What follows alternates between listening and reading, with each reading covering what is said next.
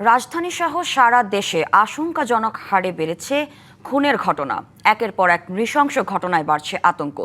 ব্যক্তিগত পারিবারিক হত্যাকাণ্ডের পাশাপাশি বেড়েছে রাজনৈতিক খুন। চলতি মাসের প্রথম ১৬ দিনে ঢাকায় অন্তত ১৭টি খুনের ঘটনা ঘটেছে। জানুয়ারি থেকে এপ্রিল পর্যন্ত রাজধানীতে ৭৭টি হত্যাকাণ্ড হয়েছে।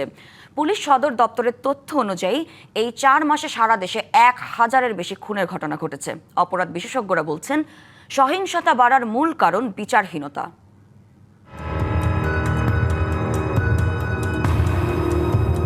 দেশে একদিকে বাড়ছে পারিবারিক হত্যা, অন্যদিকে অহরহ ঘটছে রাজনৈতিক হত্যাকাণ্ড। গত রবিবার রাজধানীর মুগদার মান্ডা থেকে মোকাররম নামে এক ব্যক্তির ৮ টুকরো মরদেহ উদ্ধার করে আইনশৃঙ্খলা বাহিনী। পরের দিন আসামি গ্রেপ্তার করে র্যাব জানায় হত্যার নেপথ্যে পরকীয়া প্রেমের বলি ব্রাহ্মণবাড়িয়া জেলার সৌদি প্রবাসী মোকাররমকে হত্যা এবং তার পরবর্তীতে লাশকে ৮ টুকরা করে। সোমবার সারা দেশে অন্তত ১২টি হত্যাকাণ্ডের ঘটনা ঘটেছে। এর মধ্যে মাদারীপুরের বাসা থেকে ৮ মাসের শিশুসহ এক পরিবারের ৩ জনের মরদেহ উদ্ধার করে পুলিশ। ডিএমপির তথ্য বলছে, গত ১৫ মাসে রাজধানীতে সংঘটিত ৪৯৭টি হত্যাকাণ্ডের মধ্যে ১৯৩টির নেপথ্যে রাজনৈতিক কারণ। আর বর্তমান সরকারের প্রথম ২ মাসে রাজনৈতিক হত্যাকাণ্ড ৩১টি। গত ২৮ এপ্রিল রাতে রাজধানী সড়কে প্রকাশ্যে গুলি করে হত্যা করা হয় খন্দকার নাহিম আহমেদ ওরফে টিটনকে। এই ঘটনায় আবারও সামনে আসে ঢাকার অপরাধ জগতের সক্রিয়তা। গত বছরের ১০ই নভেম্বর পুরান ঢাকার হাসপাতালের সামনে গুলি করে হত্যা করা হয় শীর্ষ সন্ত্রাসী তারেক সাইফ মামুনকে। এছাড়া প্রতিদিনই ঢাকাসহ সারা দেশে অজ্ঞাত মরদেহ উদ্ধার করেছে আইনশৃঙ্খলা রক্ষাকারী বাহিনী।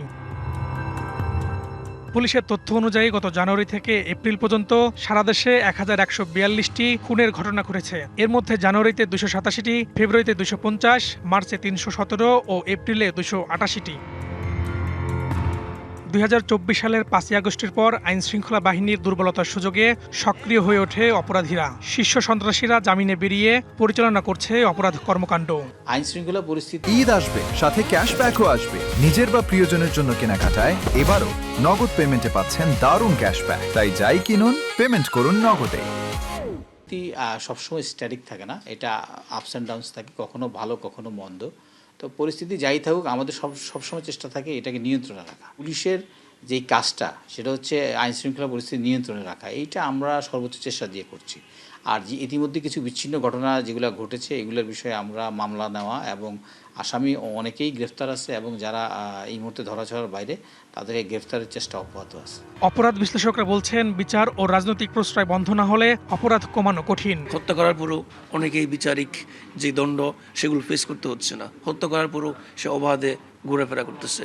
এগুলো বাকি অফেন্ডাররা দেখে এবং এগুলো দেখার মাধ্যমে তারা এগুলো মোটিভেশন পায় এবং এই মোটিভেশন পাওয়া থেকে তারাও সেম অ্যাক্টিভিটিসগুলো এখানে তারা এই পারপিট্রেট করে। ফ্যামিলিগত সংক্রান্ত অথবা জমি জমা সংক্রান্ত অথবা রাজনৈতিক সংক্রান্ত কোনো না কোনোভাবেই সবাই খুব সহজে মার্ডারগুলো করে ফেলতেছে। আইন শৃঙ্খলা বাহিনীকে কঠোর নির্দেশনার পাশাপাশি বিশেষ উদ্যোগের কথা বলা হলেও বাস্তবে অপরাধের লাগাম টানা যাচ্ছে না। Farhaduzzaman, DBC news, Dhaka.